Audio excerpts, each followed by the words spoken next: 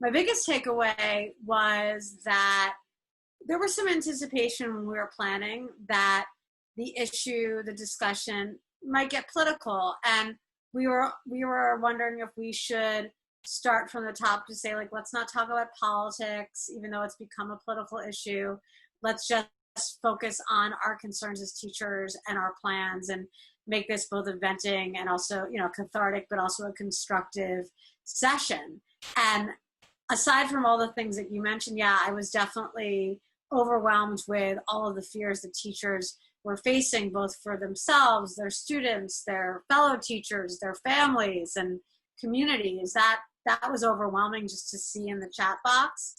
But aside from that, my biggest takeaway that was really surprising to me, but actually in retrospect not, is that politics never came up. I didn't see, I'm going to say it, but I didn't see the name Trump. Maybe I missed it in the chat box, but it was definitely not in the discussion. I didn't hear anyone mention Trump.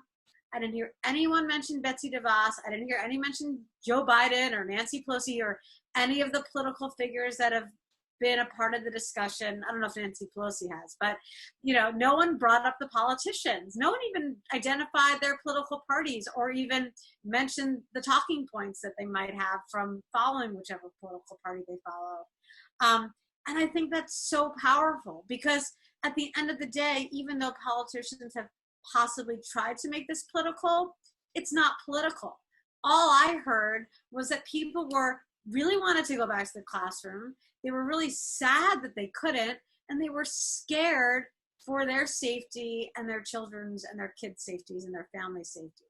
And I think that's so important. And I almost wish that politicians could be flies on the wall to hear that, because it's to us teachers, it's not an issue of politics. It's just an issue of like doing our jobs right and being able to do them safely.